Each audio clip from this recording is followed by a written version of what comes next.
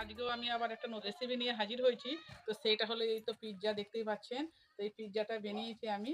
তো এটা দেখাবো আপনাদের ঘরে কিরমভাবে বানিয়েছি। যদি ভালো লাগে অবশ্যই আমার চ্যানেলটাকে সাবস্ক্রাইব করে পাশে থাকবেন। আর পিৎজা কিন্তু চিজ ছাড়াও পিৎজা বানানো যায়।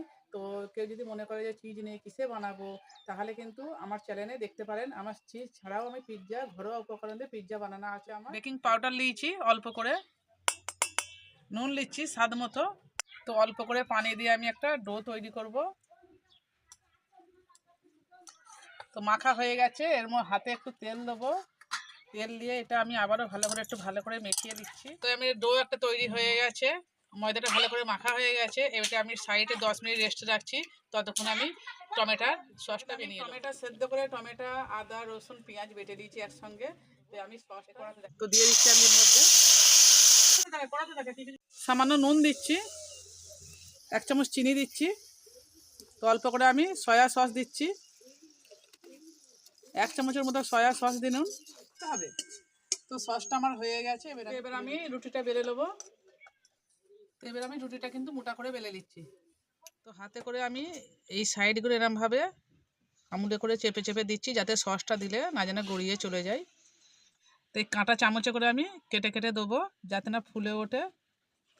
যেটা বানিয়ে রেখেছিলাম সসটা, ওই সসটা এর মধ্যে আমি দিয়ে দিচ্ছি সবটুকুন। আমি অল্প করে চিলি ফ্লেক্স দিচ্ছি। এবারে আমি এই পেঁয়াজগুলো কেটে রেখেছিলাম, এইগুলো আমি দিয়ে দিচ্ছি। এর মধ্যে এই টমেটোগুলো কেটে রেখেছিলাম দিয়ে দিচ্ছি। ক্যাপসিকাম এইগুলো কেটে রেখেছিলাম, এইগুলো আমি সেজিয়ে দিচ্ছি। তো ক্যাপসিকামগুলো সব দিয়ে দিয়েছি।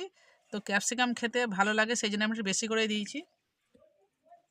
তো এই চিজটা আমি এমনভাবে দিয়ে দিচ্ছি। তো বন্ধুরা এই চিজটা দেখতে পাচ্ছেন, এটা আমি এর মধ্যে গ্রেট করে দেবো। তো দিচ্ছি। তো এই চিজটা কিন্তু আমি বাড়িতেই বানিয়েছি, 3 প্যাকেট পাউডার দুধের মাত্র। এই তো বন্ধুরা চিজগুলো সব গ্রেট করে দেওয়া হয়ে গেছে। এবার আমি চুলোতে চলে যাব, আমি বাসনটা বসিয়ে দেবো। এর মধ্যে কিন্তু আমি এই বাসনটা ঢাকা দিয়ে দেবো, যেন মাপের হয়, হাওয়া না বেরোয়। তো বন্ধুরা আমি 30 মিনিট জাল করে দিয়েছি। এবার আমি খুলে দেখবো গরম কত। এই তো দেখুন হয়ে গেছে। এবার আমি নেবিয়ে দেবো। তো বন্ধুরা দেখুন তেল ব্রাশ করে দিয়েছেন বলে সহজেই উঠে গেছে। তো আমি তো এই পিঠটা দেখতে পাচ্ছেন, একটুকু পরে নে কত সুন্দর হয়েছে, পারফেক্ট। পিৎজাটা আমরা খেয়ে দেখাবো কেমন হয়েছে। আরে মাসুম একটা লেখতে ধর, তেমন এক পিস ধরো।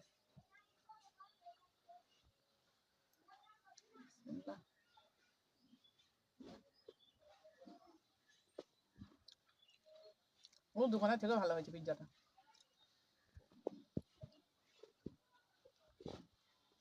আজকের মতো আমি ভিডিওটা এখানেই শেষ করছি, এখানে ক্যামেরাম্যান খাবে বলে তাড়াতাড়ি করছে প্রচুর। শেষ করছি, আবার দেখা হবে আগামীকাল।